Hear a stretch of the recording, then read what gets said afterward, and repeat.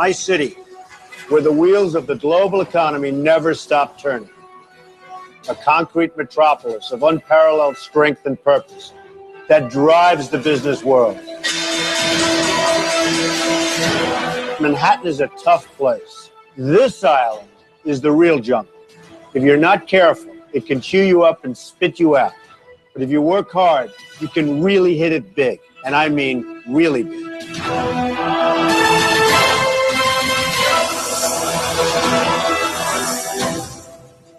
My name's Donald Trump, and I'm the largest real estate developer in New York. I own buildings all over the place, model agencies, the Miss Universe pageant, jetliners, golf courses, casinos, and private resorts like Mar-a-Lago, one of the most spectacular estates anywhere in the world. But it wasn't always so easy. About 13 years ago, I was seriously in trouble. I was billions of dollars in debt. But I fought back, and I won big league. I used my brain, I used my negotiating skills, and I worked it all out. Now my company's bigger than it ever was, it's stronger than it ever was, and I'm having more fun than I ever had. I've mastered the art of the deal, and have turned the name Trump into the highest quality brand. And as the master, I want to pass along my knowledge to somebody else. I'm looking for the apprentice. You're fired. You're fired. You're fired. You're fired. You're fired. You're fired. You're fired. You're fired. You're fired. You're fired. Mr. Trump, your next appointment is here. Great. Come on in. Have a seat. Let's see what you've been up to. This is your review. So, your current position. It looks like you've never really managed people before. You've never run a business. Who hired you? You oversee budgets, and you were never responsible for making a payroll or signing paychecks. Oh, you have a new slogan. We have to move forward. In your case, really, that's a lot better than having the people look back because it hasn't been a pretty period. But you know, I have a slogan too. We'll get to that later. Now, you're a really good speaker. I love the way you speak. But talk is cheap. We've got to get results. Without results, it all doesn't matter. You've run up almost as much debt as every other president combined. I know. It wasn't your fault. It's never anybody's fault. You've inherited it, right? You jammed an expensive, convoluted healthcare system down our throat. How much can one group of people take? The bottom line is we want results. China and virtually every other country throughout the world is laughing at us. They take advantage of us. They think we're run by a bunch of fools. OPEC, driving energy prices through the roof. The fact is, the American people want results.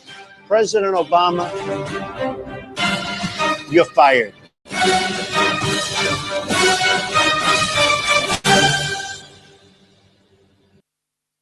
Ladies and gentlemen, I am officially running for President of the United States.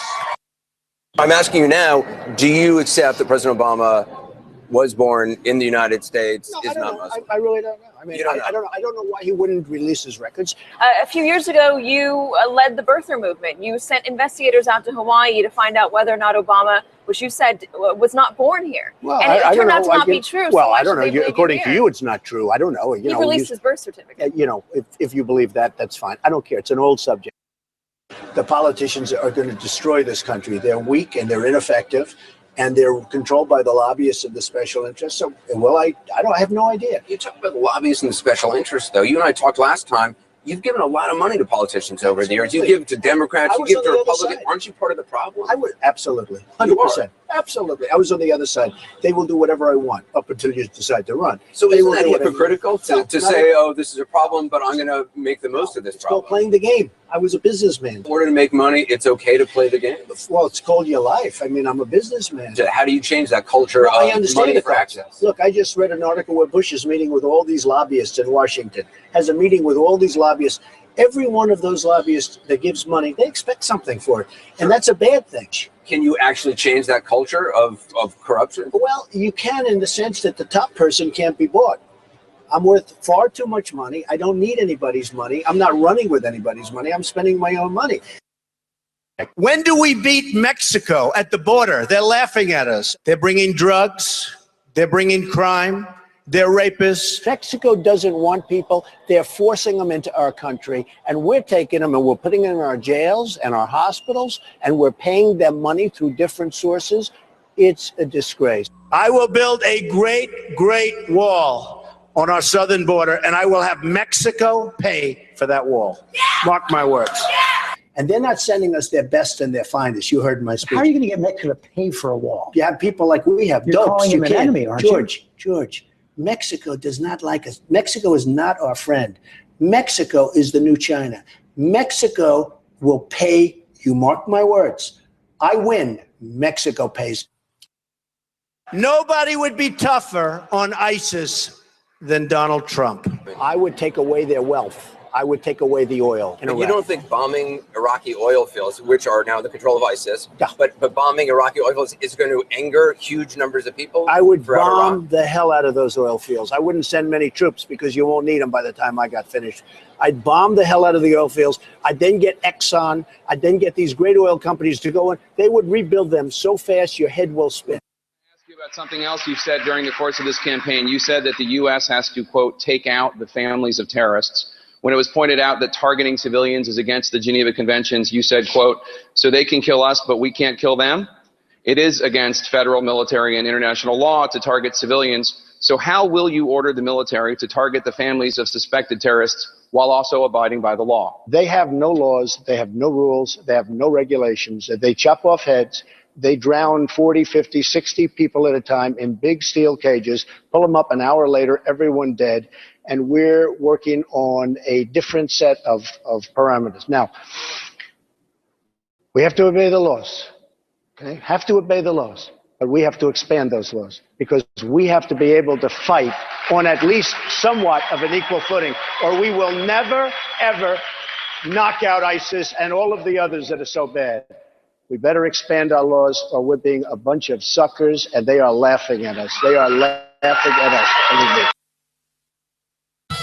Let's talk about, for 2 seconds, let's talk about the Iran deal. Now, Obama and his people call him the supreme leader of Iran. Obama talks about the supreme leader. Well, I'm not calling him a supreme leader. They're taking $150 billion. They're getting a deal that's going to go right into nuclear weapons much sooner than you think. They're going to self-police. Think of that one. They are going to go and self-police. It is one of the dumbest deals and one of the weakest contracts I've ever seen of any kind. So we are going to do things in this country right. But look, the reason I have this really incredible enthusiasm, and I really appreciate you, especially with this weather and this heat and everything else. But the reason I have it is because I do know what I'm doing. And I don't say that in a braggadocious way. You people are looking for somebody that knows what he's doing, whatever it is.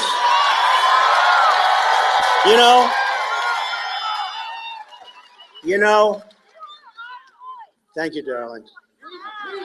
I'm going to sign her book. I got to get her the hell out of here. She's so beautiful. I said it the other night. My second favorite book of all time. What's my first favorite book? The Bible. The Bible. And as much as I love The Art of the Deal, it's not even close. We take the Bible all the way, right? Okay, thanks. Have you ever asked God for forgiveness?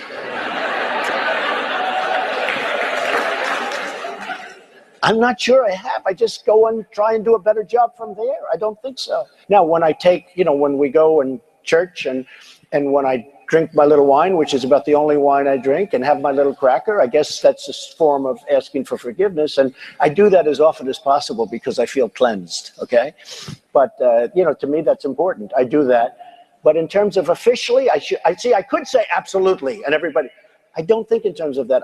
I think in terms of let's go on and let's make it right. It is a tough business to run for president. I know you're a tough guy, Jeb. And we need to have a leader that is real principled. tough. You're never going to be president of the United States by insulting your way to the presidency. Let's see. I'm at 42 and you're at 3. So Doesn't matter. Far I'm doing better. Doesn't matter.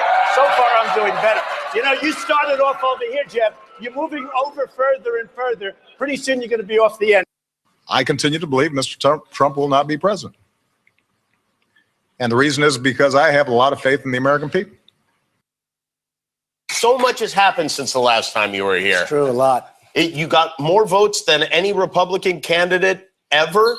Ever in history. Ever in history. You're the presumptive nominee, which enough with the presumptive already. Right. When you started all this, I just have to believe that you thought, this will be fun. It'll be a 4-month thing, and you never imagined it would go this far. Is that true? Well, I've been asked that question on occasion, and I will say you never know what's going to happen. And I wanted to do it. We have such potential in the country, and I had no idea maybe it would go this quickly.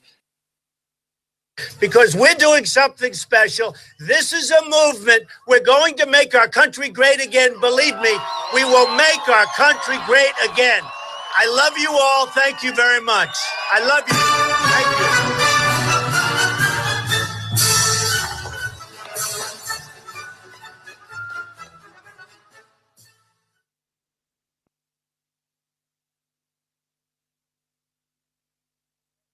Interesting guy, isn't he? Donald Trump, interesting guy. I mean, so what would Jesus say to Donald Trump? I've spent a lot of time thinking about this over the past few months, and to be honest, there is so much that Jesus could say. And as I've been reading about Donald Trump, as I've been reading things he's written, I didn't read The Art of the Deal. I didn't read that.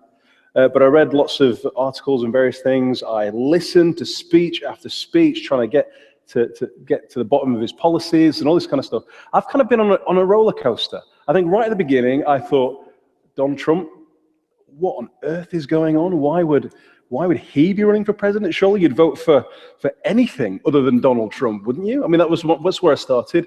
And then after listening to 20 speeches, my mind started to drift. And there's a little part of me that thought, you know what? He's not as much of an idiot as he gets made out to be. I mean, think about it. The guy started with a small loan of $1 million, and now just a few years later, he's worth nearly $9 billion. He can't be that stupid, right? He's got to be quite an intelligent guy. He went to an Ivy League university. He did really, really well there. So I've kind of gone through these things I've been on a journey. There's been ups and downs. There's been all sorts of things going on in my mind.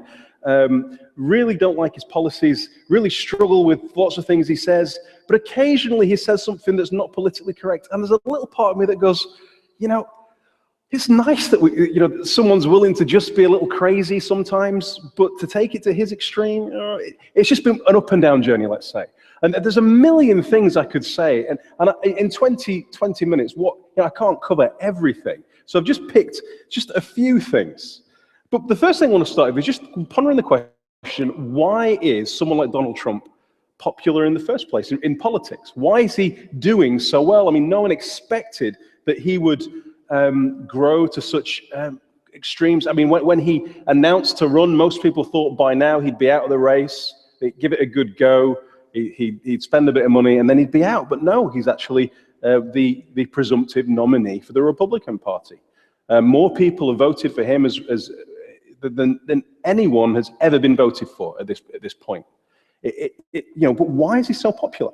Well, I think there's a number of things, a number of reasons why he's really popular. I think the bottom line is everybody's heard of Donald Trump. We live in a celebrity culture where people know more about celebrities than they do about politicians or about philosophers or about all those kinds of things. People just watch a lot of TV in America. Although Donald Trump has only spent something like, which is a tiny amount of money on his campaign so far, it could be argued that for many, many years, while he was on The Apprentice, 14 seasons of The Apprentice, you could say that millions upon millions upon millions and maybe billions of pounds has been spent on promoting the person of Donald Trump to the American people. So the Americans have fallen in love with their great billionaire. And as well, so you've got this celebrity culture, but then you've also got this massive push against Washington, this disillusionment about the power and the way politics works, about how lobbyists really control the government in the United States, and how you have extremes of left and right, and most people are somewhere in the middle, and so they don't really know, they're not really represented. And then, so you've got this disillusionment, you've got the celebrity culture, then you have Donald Trump a few years ago, really did not like Obama. You probably got that from the video there. And right back, really early on in Obama's presidency, Trump came out to get him, and he accused him of some really weird things. And he's the one that kind of started the rumor going that Obama wasn't born in the United States, and therefore he challenged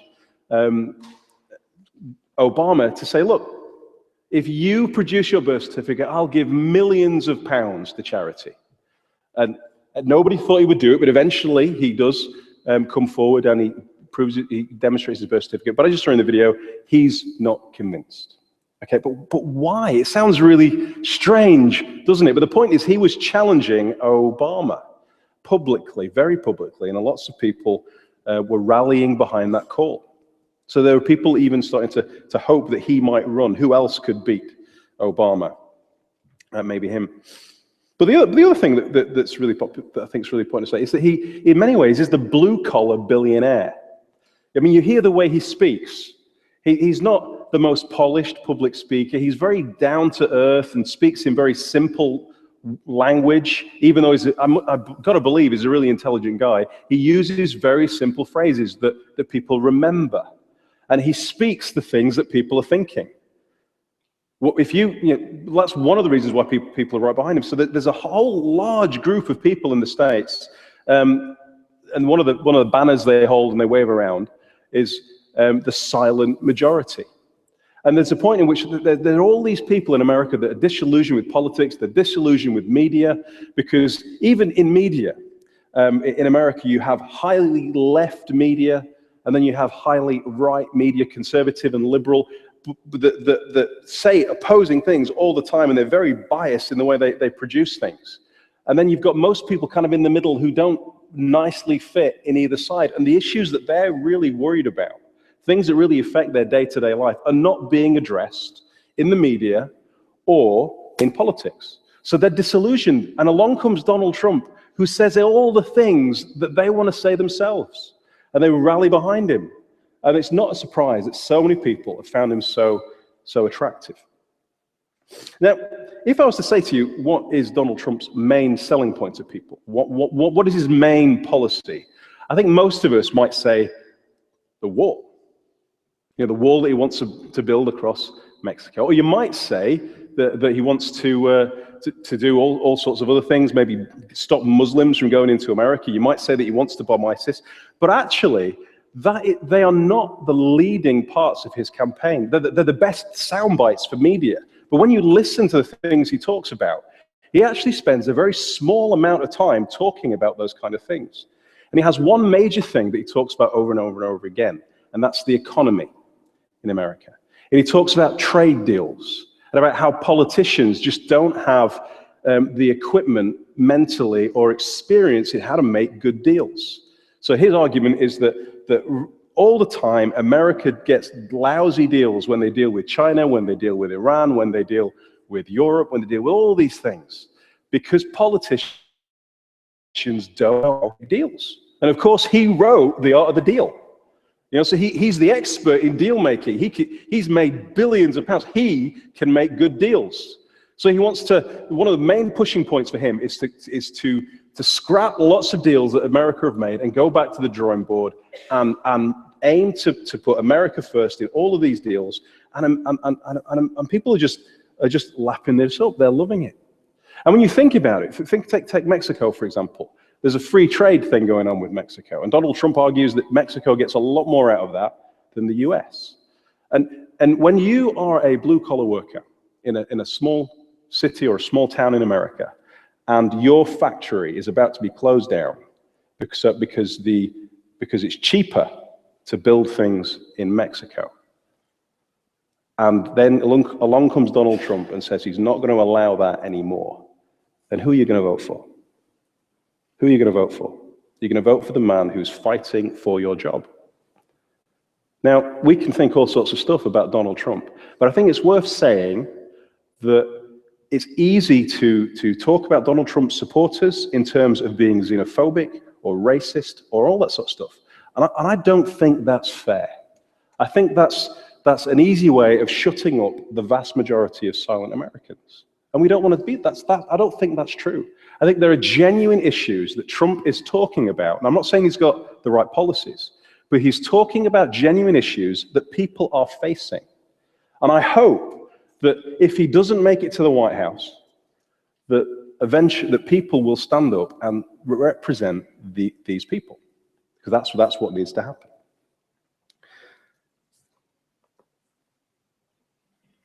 Now, in America, they have, I'm sure you're aware of this, there are two main political parties. There is the Republicans and the Democrats. I've lost my card. There it is. Yeah, there are Republicans and Democrats. And America, when it comes to politics, is highly kind of just one extreme or the other. It's highly divided. It's kind of like we're experiencing at the moment in Brexit. You know, it's like the country is split down the middle in two. And there's a whole bunch of people that want to stay in the EU, and they're really, really passionate about it. And they don't understand the people on the other side. And if you're on this side, there's a whole bunch of people, half the country, that want to leave the EU. And they don't understand the people who want to stay. And the country feels divided and split down the middle. And it's it's tangible at the moment, isn't it? It's tangible, regardless of what side of the argument you're on. It's tangible. And the thing is, I think it's helpful for us to understand that America lives in that place. It lives in that place. When you talk to people about political views in the States, unlike us, they're very vocal about those things. They're either Republican or they're Democrat. Now, what those two parties represent, basically, is you have the Republicans, who are, I think I've got my notes here, sorry. The Republicans are more liberal. The Republicans are, I've gotten the wrong way around. Yeah, the Republicans are generally more conservative and religious. They want to keep government as much as possible out of their hair, so they want to lower taxes. They have this basic idea that the world is fine as it is, or maybe the world is fine as it was. They tend to be anti-abortion. They tend to be pro-guns. They want freedom. They want morality. They're not afraid to go to war. They want to be tough on criminals. And they want lower taxes. You know, America is split down the middle of this. And then we've got the Democrats on the other side, who are much more liberal, and they're progressive. And they want to improve the world. They see the world, it's got problems. They want to sort those world out. They tend to be against war. They tend to be pro-choice. They tend to be anti-guns, or at least wanting to restrict guns a lot more. They want higher taxes. They want more government control. They see criminals as victims. They tend to be less concerned with religion and more, they tend to be a high percentage atheist. They think about equity, so equality and ethics above other things. And they sit on either side, and the country is divided down these two poles.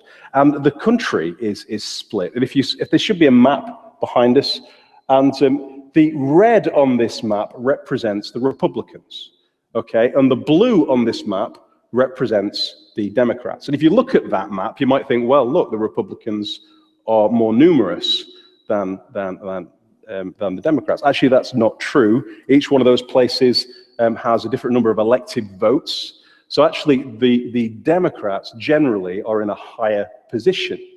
And all these gray boxes that you can see behind us, they are the swing states. So when you're going to try and win an election, it's those gray places that you tend to go and seek to get people to vote for you, because they're split down the middle. Whoever wins those tends to win the elections.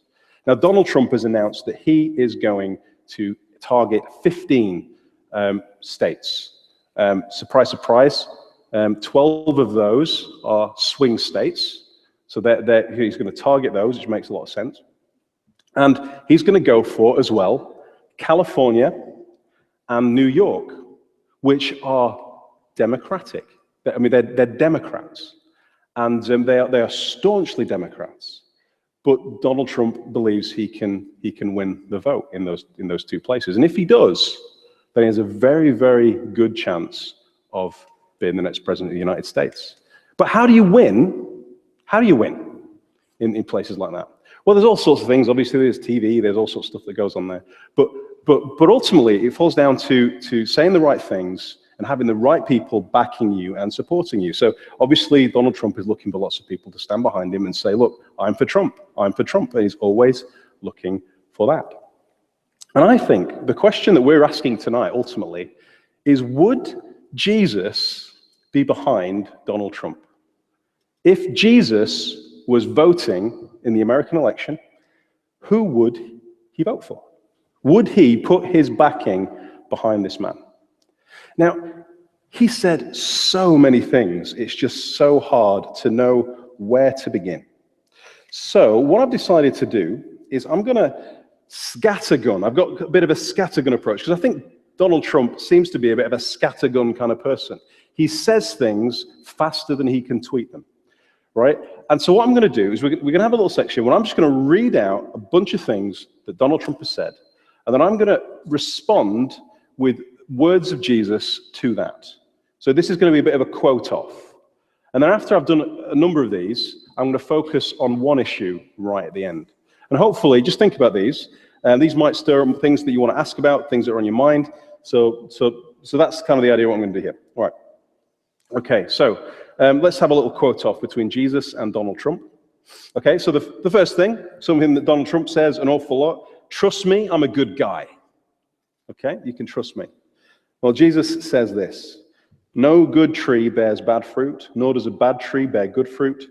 A good man brings forth good out of the good stored up in his heart, and an evil man brings forth things evil that are stored up in his heart. For out of the mouth speaks what the heart is full of.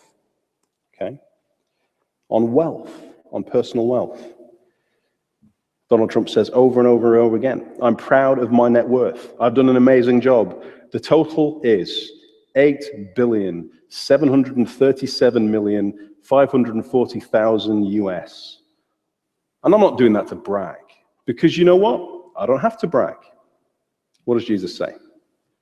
Do not store up for yourselves treasures on earth where moth and vermin destroy and where thieves break in and steal, but store up for yourselves treasures in heaven where moth and vermin do not destroy and where thieves do not break in and steal.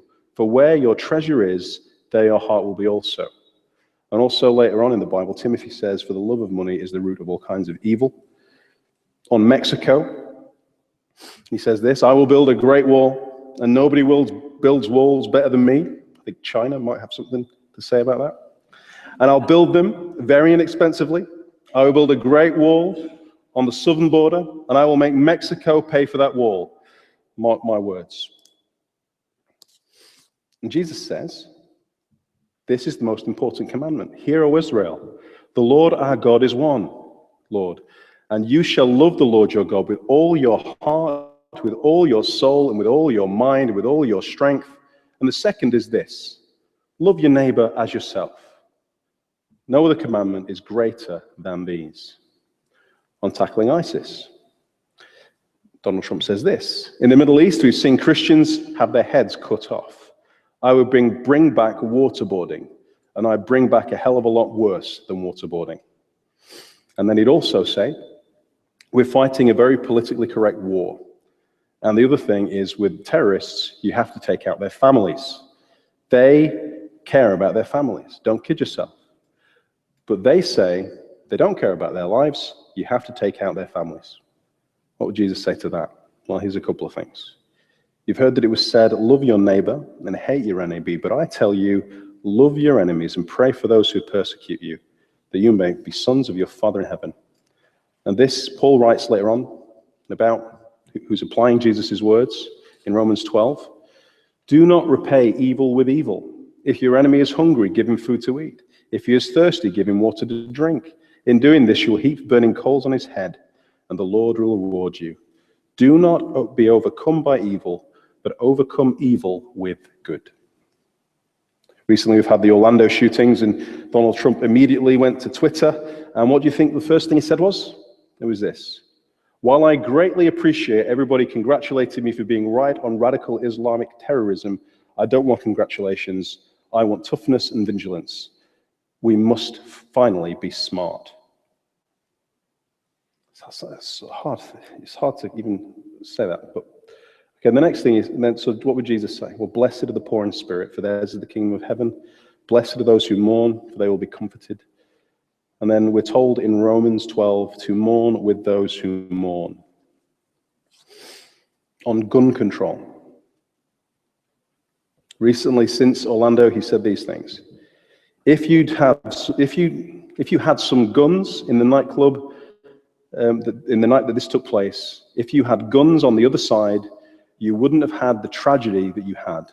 If people in that room had guns with bullets flying in the opposite direction right at him, right at his head, you wouldn't have had the same tragedy that you ended up having. I'm going to have your Second Amendment. So I'm going to save your Second Amendment, folks. That's the right to bear arms. And Hillary wants to abolish the Second Amendment. Remember that. What does Jesus say? Jesus says, put your sword back in its place. And Jesus said to him, for all who live by the sword will die by the sword. On faith. I have a great relationship with God, Trump says. I have a great relationship with evangelicals. I like to be good. I don't like to have to ask for forgiveness. I am good. I do lots of things that are bad. Sorry, I don't do lots of things that are bad. I try to do nothing that is bad. And then he was asked, has he ever repented? To which his reply was, I'm not sure I have. I just go on and try and do better from there. I don't think so. I think if I do something wrong, I just think I try and make it right. I don't bring God into that picture. I just don't. And then Jesus says this. I had to think a lot before I put this on here, but I think it's really important that we get this right. Many will say to me on that day, Lord, Lord, did we not prophesy in your name and drive out demons, and in your name perform many miracles? Then I will tell them plainly, I never knew you. Away from me, you evildoers.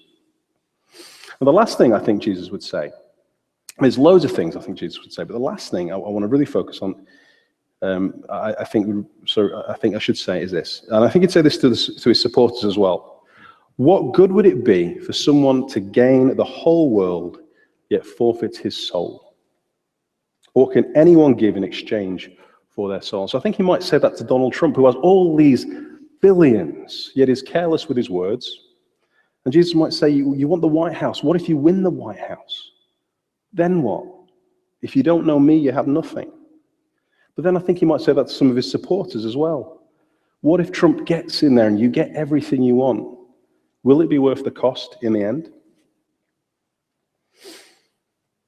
Now, as I said earlier, there are two main parties in the States, Democrats and Republicans. Now, most people would say, and I think a lot of Republicans would think this, that Jesus would tend to vote the way that they vote. That would be their belief. But this is what I want to focus on now. Jesus was not a Republican. Jesus was not a Republican, nor was he a Democrat. You see, it's interesting. The time that Jesus lived in was a very politically charged time. Okay, there's lots of politics going on. The Roman Empire had invaded the world, and they were holding Israel to ransom. It felt, and whatever they said went. Rome's might was controlling Israel, and the Jews wanted to be free. So there was all sorts of political things going on at the time.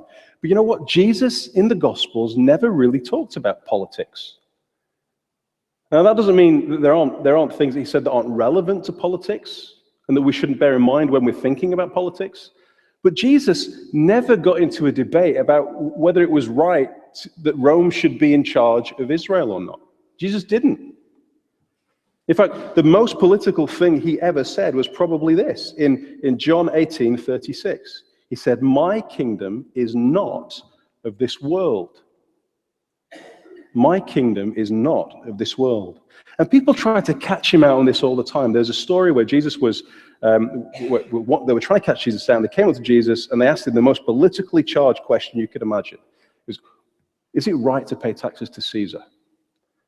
Now, what does Jesus, he's kind of stuck in the middle. What does he say?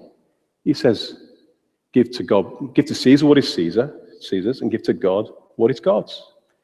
It's amazing. He doesn't get involved in that political struggle. He keeps apart from it because he has a bigger issue in mind, and that's the salvation of people's souls. The Roman Empire is here today and gone tomorrow, but Jesus' kingdom is forever. What's interesting about Jesus as well? I've got this quote. It's not going to come up on the screen. I forgot to put it up there, but it's this. It's from Dwight Eisenhower, one of the presidents of the United States. He said this. The middle of the road is the usable surface. The extremes, right and left, or whichever way you're looking, they are the gutters. And I think that's really interesting when you think of Jesus, because a lot of people stick Jesus in the right camp. They say he's conservative. And I think most people, if you were to ask them, where would Jesus stand on a lot of issues, they put him on the conservative side. But actually, the Gospel of John describes Jesus in this way. He says, he came, the Word became flesh, and he dwelt amongst us, and he was full of grace and truth. Full of grace and truth. Jesus didn't compromise. He held these two things that you and I just can't imagine fitting together really neatly. He held them perfectly. For example, Jesus believed in absolute truth. He believed that there was a right way to live, a moral way to live that was decided by the Heavenly Father, and that everybody needs to live by that moral standard. And if they didn't live by that, then they were guilty before God. Jesus said, I am the way, the truth, and the life. No one comes to the Father except by me. When Jesus was asked about divorce, there was a lot of wishy-washy beliefs about divorce at the time, but Jesus said, no, divorce is not an option. He doesn't beat around the bush. He's really honest about that. He says that. So he holds these seemingly conservative views, and it's easy for conservatives to pick those and say, look, Jesus fits in our box. Jesus does what we say. Jesus fits there.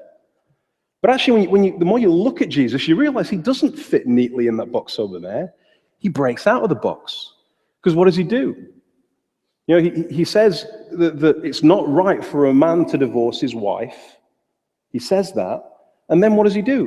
One day he finds himself by a well on his own.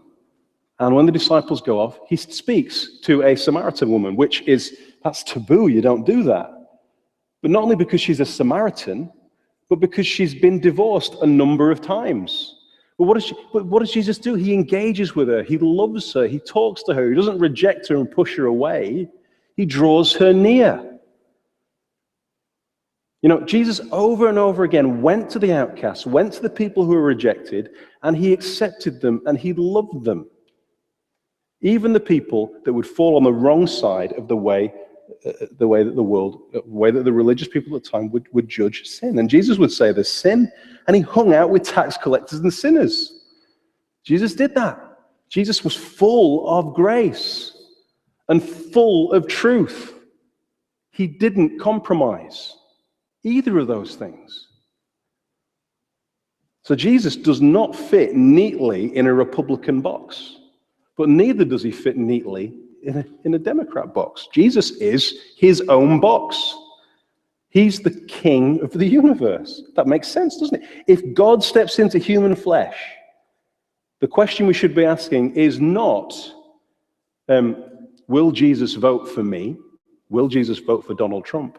The question that we should be asking, and the question that Donald Trump should be asking himself, is he on the side of Jesus? Is he going to vote for Jesus? Is his heart for Jesus? Jesus is not neatly fitted anywhere else. He's not concerned about us figuring out who he is. About that. He wants us to be defined by him. He won't fit into a nice little box. And why is this relevant? I mean, you might be thinking, well, we're not Americans. We're not politically divided in the same way. But I do think it's relevant for us as well, because I think we do tend to stick Jesus in boxes. Theologically, I'm a conservative evangelical. I'm proud of that. I believe the Bible is full of truth, and it tells us how to live. But at the same time, I want to embrace people who are not like me, who don't believe the same things that I believe. I want to embrace them, and I want to introduce them to the truths of Jesus. I don't want to be stuck on this side. If all we have is truth and no grace, then we're just going to choke people with burdens and demands. But if we have all grace, all liberalism, all freedom, and no truth, we have nothing really to offer people. But Jesus has this lots to offer. And I think most people out there would put Jesus in this box because that's what they see in the media. And when they've seen this stuff going on with Donald Trump, that's where they place Jesus. They think Jesus would vote for Donald Trump because all the evangelicals are on Donald Trump's side. That's how it seems. And we tend to put Jesus in the box. And if that's what you've done, I just want to encourage you, don't put Jesus in that box. I encourage you, go pick up a gospel.